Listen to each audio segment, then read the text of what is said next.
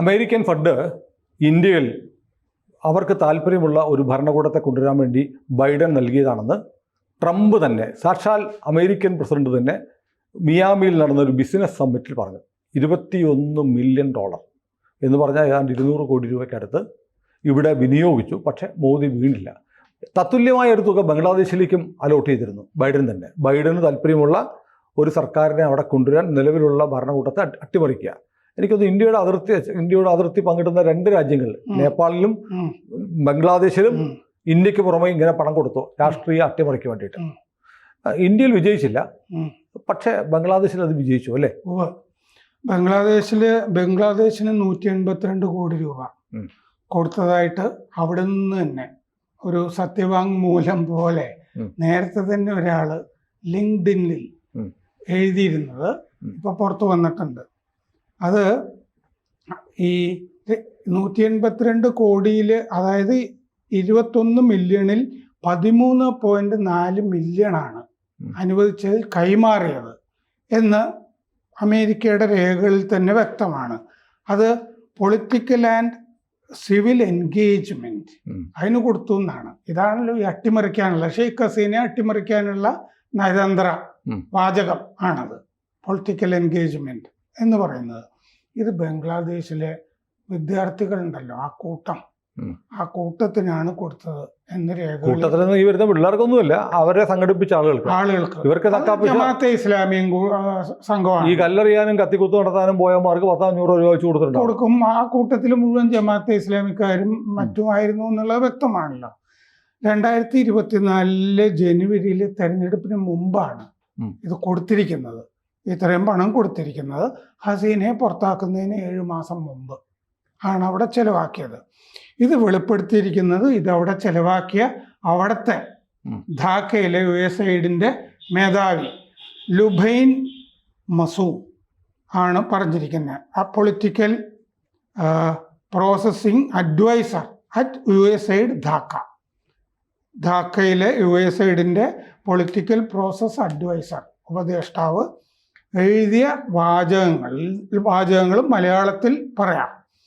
വാഷിങ്ടണിൽ national democratic institute NDI national democratic ഇൻസ്റ്റിറ്റ്യൂട്ടിൻ്റെ ആസ്ഥാനത്ത് ഞാൻ സഹപ്രവർത്തകരെ കണ്ടു, ചർച്ചയിൽ പങ്കെടുത്തു.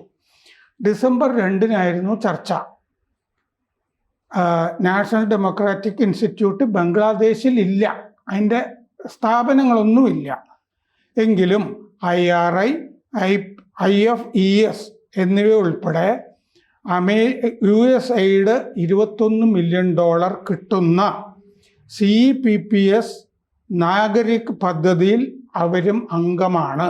3 അംഗങ്ങളിൽ ഒന്നാണ്.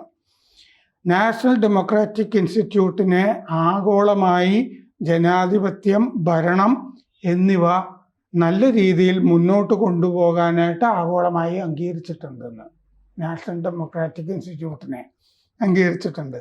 കഴിഞ്ഞ കൊല്ലം pre election assessment mission PEAM ബംഗ്ലാദേശിലെ, ടെക്നിക്കൽ അസിസ്റ്റൻസ് മിഷൻ TAM എന്നിവ ബംഗ്ലാദേശിൽ നടത്തുന്നതിൽ ഈ നാഷണൽ ഡെമോക്രാറ്റിക് ഇൻസ്റ്റിറ്റ്യൂട്ട് സഹകരിച്ചിരുന്നു.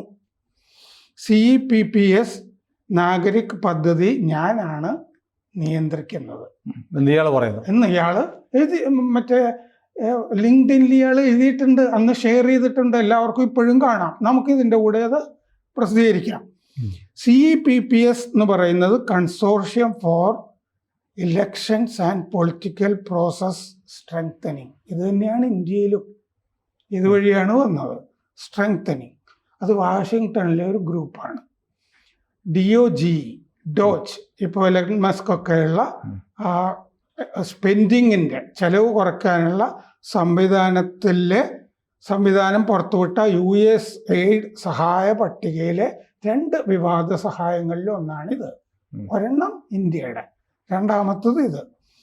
പിന്നെ ഇവർ പറയുന്നത് complex democracy rights governance programming എന്നാണ് ഇതിന് പറയുന്നത്, ഈ ഭരണകൂടങ്ങളെ അട്ടിമറിക്കുന്ന പരിപാടിക്ക്.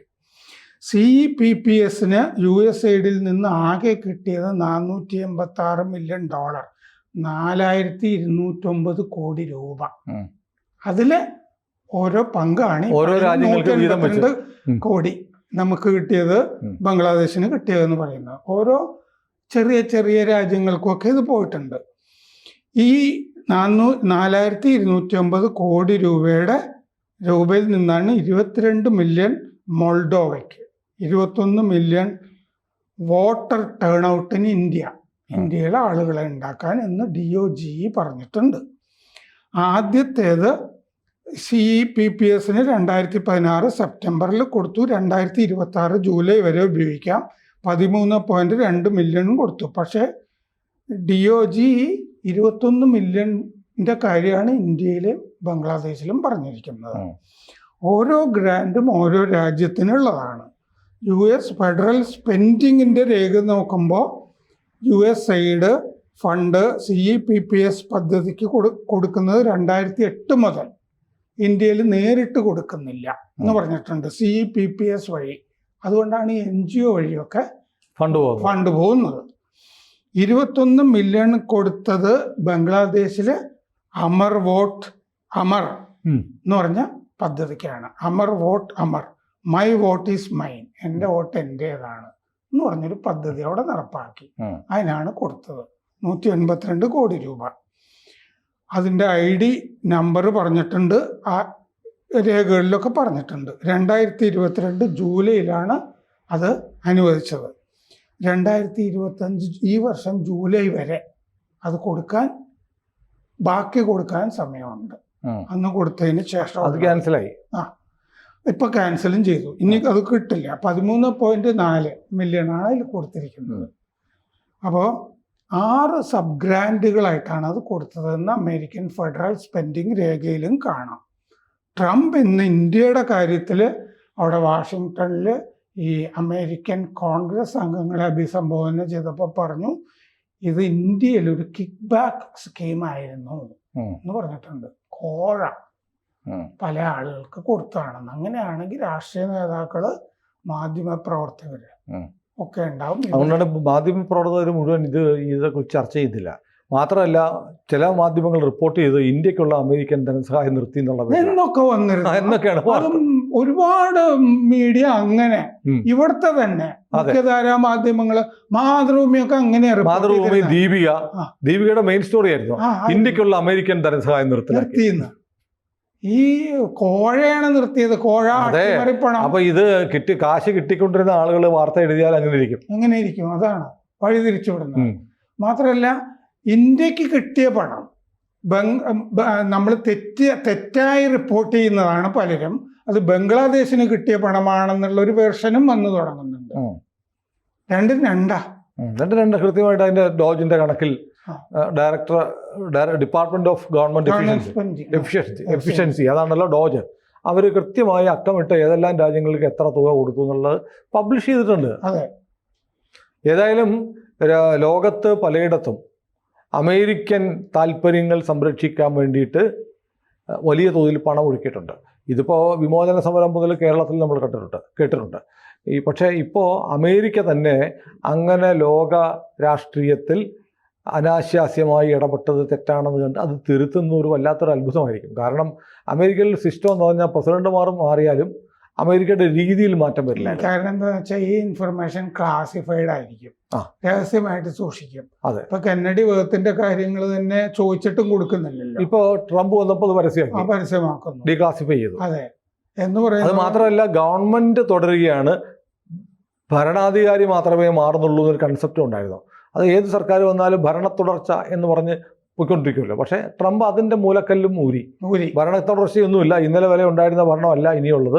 ഇനിയാണ് യഥാർത്ഥ അമേരിക്കൻ ഭരണവും അമേരിക്കൻ താല്പര്യങ്ങളും വരാൻ പോകുന്നു എന്നാണ് ട്രംപ് പറയുന്നത്. അത് കാരണം ഡീപ് സ്റ്റേറ്റിന്റെ പേര് ഇറക്കും. അതെ എന്ന് തീരുമാനിച്ചതുകൊണ്ടാണ്. അല്ല, മാറാതിരുന്നതിൻ്റെ കാര്യം ഇതുവരെയുള്ള എല്ലാ സർക്കാരുകളെയും നിയന്ത്രിച്ചിരുന്നത് ഡീപ് സ്റ്റേറ്റ് ആയിരുന്നു. ഡീപ് സ്റ്റേറ്റ് ആദ്യമായി അമേരിക്കൻ തെരഞ്ഞെടുപ്പിൽ തോറ്റുപോയിരിക്കുന്നത്. അല്ലെ, അതാണ് സംഭവം. ഡീപ് സ്റ്റേറ്റ് ആഗോളമായി തന്നെ തോറ്റുപോയിരിക്കുന്നു. ഡൽഹിയിലും തോറ്റുപോയി. ഡൽഹിയിൽ തോറ്റുപോയി. കാരണം ഇനിയിപ്പോൾ ഈ പറഞ്ഞതുപോലെ നമ്മളിത് പ്രധാനമന്ത്രി നരേന്ദ്രമോദി തെരഞ്ഞെടുപ്പിന് തൊട്ട് മുമ്പ് പലപ്പോഴും പറഞ്ഞല്ലോ, ഇന്ത്യൻ തെരഞ്ഞെടുപ്പിനെ ഇടപെടാൻ വിദേശ ശക്തികൾ ശ്രമിക്കുന്നു എന്ന് പറഞ്ഞപ്പോഴത്തേക്ക് മോദി പറഞ്ഞ് ആവശ്യമില്ലാതൊക്കെ പറയണമെന്ന് പറഞ്ഞവർക്ക് ഇപ്പോൾ എന്ത് പറയാനുണ്ട് എന്നൊരു ചോദ്യം ഉയരുന്നുണ്ട്. പക്ഷേ അപ്പോൾ ആ ചോദ്യം ഉയരാതിരിക്കാൻ അവർ ഈ വാർത്ത ഇപ്പോഴും അവർക്ക് സ്വാധീനമുള്ള, അല്ലെങ്കിൽ ഇത്തരം നക്കാപ്പിച്ചുകൾ വാങ്ങി തിന്നുകൊണ്ടിരുന്ന മാധ്യമങ്ങളെ സ്വാധീനിച്ച് ഈ വാർത്തകൾ വരാതിരിക്കാൻ ശ്രമിക്കുന്നുണ്ട്. ഉണ്ട്. കാരണം ഇനിയിപ്പം മാധ്യമ പ്രവർത്തകരുടെ പേര് വരുമല്ലോ. അതെ, ഇനി വരാൻ പോകുന്നത് അതാണ്. ആർക്കൊക്കെ കിട്ടി, ഏതൊക്കെ മാധ്യമ ഉടമയ്ക്ക് കൊടുത്തിട്ടുണ്ടെങ്കിൽ അതും വരും. ചില മാധ്യമ ഉടമകളുടെ പേരൊക്കെ വന്നു. സാറിന്റെ പഴയ മാധ്യമത്തിലെ ചില ആളുകളുടെ പേരൊക്കെ വന്നിരുന്നു. ഒരാളുടെ പേര് വന്നു. ഞാൻ അതിന്റെ ഒരു ചർച്ചയിൽ ഞാൻ സയ്യിദ് നസാക്കാത്തിന്റെ പേര് പറഞ്ഞിരുന്നു.